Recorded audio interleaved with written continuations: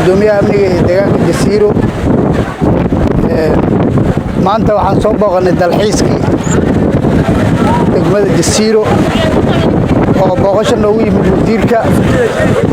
kalluumaysiga kheyraadka badda oo dowladda Galbeed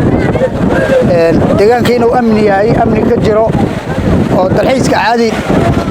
loo imaan karo deegaanka uu amni yahay intaasaan wasiirku soo dhaweeynaa deegaanka waa amni dalxiiska waa caadi loo imaadaa wax dhibaato wax cilays kama jiro deegaanka amniga ka jiro qof walba deegaanka waxa uga baahatana si amni ka jiro waxay u qabsan kartaa deegaanka waa amni waa dalxiis meel walba deegaanka burga maanta waxaan joognaa xeebta Jasiira ay tahay maalin Jimcaha dadka dalxiisayaasha u dalxiisayaan maalinta Jimcaha ay ku dalxiisaan xeebta Jasiiro waxa kala qayb qaadanaya maanta maamulka deegaanka ciidamadii maamulka deegaanka oo heegan buuxa ku jiray biryahan si ay amniga uga shaqeeyaan annagoo la qayb qaadanayna ciidanka heeganka ku jira inaan ku dhiirigelino ee la socno ay madaxdii la joogto ciidan la jiifto annagoo ku dhiirigelinayno waxaa jirta siyaartii weyneedo ka dhici jirtay deegaanka Jasiira ayaa caawa noo bilaabanaysa marka waxaan ku jirnay si aan amniga ciidamada maamulka ee annaga aan iskala shaqeyno amniga oo heegan buuxa ciidanka loo geliyay amniga dalxiisayaasha oo aad loo adkeeyay waxaa jooga deegaanka waxaa jooga wasiirkii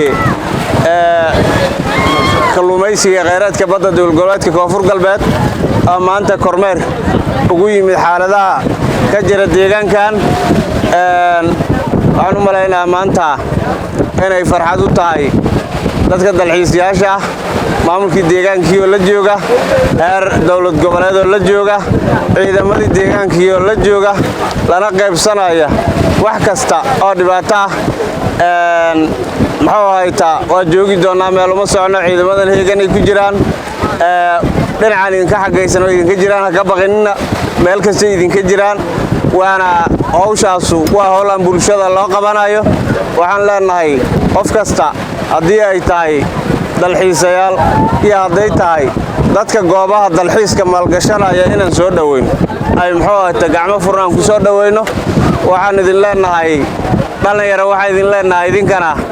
si xornimo ah amni ku daran yahay ma jiraan wax amni darro ah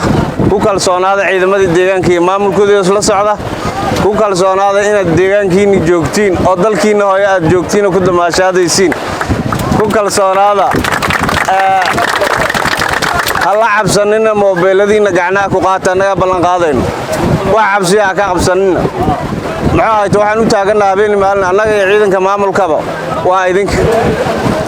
qof kale aan u shaqaynaa ma jirta idinkaa idiin shaqaynaa howshiinnana ilaa aad ka gudataan caawa ilaa 4 saaco habeennimo waa idinla taagnaanayna haddii ilaa idmo waxaan rabnaa inaan deegaanku amnigiisu wax la isku haleeyo inuusan noqon amnigiinnu muxuu ahayta inaad idinka qayb ka noqotaan oo ka shaqaysaan oo wixii aad aragtiin oo soo sheegtiin inaad taleefanadayna qaadatiin muxuu ahayta aad noo soo sheegtiin wixii culays aad aragtiin isla markiiba ciidanka meel walba ay joogaan iyaga ku dhaqaaqaya marka waxaan rabnaa inaan u sheegno dadka inay amni tahay la isku haleyn karo caawana siyaartii weyneeda deegaanka Jasiira ay tahay eegan u yihiin ciidamada maamulka iyo muxuu ahayta maamulkoodaba mudana wasiir maanta waxay joogtaa Jasiira waxaan rabnaa inaan nala qaybsatid qoraxda iyo dabeesha xataa badda waa ku jirinay marka aad iyo aad u soo dhaweynaynaa gudoomiye soo dhow anigoo ah gudoomiyaha deegaanka Jasiira waxaan awalan salaamaa wasiirka Cabdiqani wasiirka kalluumaysiga dowladda Koonfur Galbeed waxaan salaamaa dhammaan mas'uuliyiinta heer gobol gobolka Shabeellaha Hoose ugu horeeya gudoomiyaha CD ilaa iyo dowlad goboleedka Koonfur Galbeed madaxweynaha iyo madaxweynaha iyo ra'iisul baarlamaanka insha Allah salaan kadib deegaanka Jazeera waxaan u sheegaa in wax qalalaas ay wax dhib aysan ka jirin oo xaaladiisa ay aad u degan tahay wana ilaah mahadiisa deegaanka Jazeera hadda wuxuu maraa inuu isku tashado oo hadduu Ilaahay yiraahdo oo amnigiisa uu asiga sugto oo uu ka madax banaanaado gobol kale iyo meel kale hadduu Ilaahay ka raali noqdo una u istaago sida uu deegaanka u horumarin lahaa ayaa aan ku tala jirnaa waana aan isku tashanay waxaan rajaynaynaa insha Allah inaad nagala qayb qaadan doontaan dowlad goboleedka Koonfur Galbeed isku tashigan ee deegaanka uu isku tashaday insha Allah waxaan rajaynayaa in amniga uu sidaan ka siireen doono loona tilaabsan doono dhinacyadii kale ee horumarinta insha Allah hadduu Ilaahay ka raali noqdo waa u dhannahay waa wada joognaa dhammaanteena maamulka sida uu dhan yahay waxaan rajaynayaa insha Allah inaan sidaan ka fiican ay dhagihiina maqli doonaan waxaan la joogo kale madaxa amniga deegaanka waa nala joogaa hadduu Ilaahay ka raali noqdo Najiib asigana waa nala joogaa waxaan rajaynaynaa sidii dhacday oo kale wax walba oo dhaca insha Allah in wax weyn laga qabto maxay ahayd loona gudbiyo laamaha amniga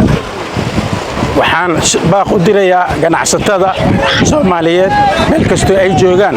in ay maalgashadaan deegaankan waa deegaan qani ah hadii dadkiisa isku tashadaan oo ay dadkiisa meel ka soo wada jeestaanna wuxuu noqon doonaa mid kaafiya Soomaaliya oo idil sida ay u muuqato hadduu Ilaahay ka raali noqdo insha Allah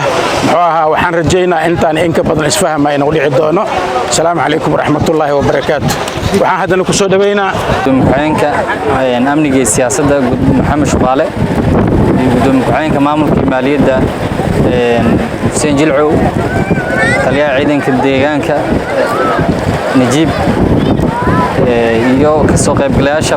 dhalinyarada dalxiisayaasha ee ka kala yimid degmooyinka Xamar iyo gobolka Shabeellaha Hoose sharafeen oo tahay deegaankan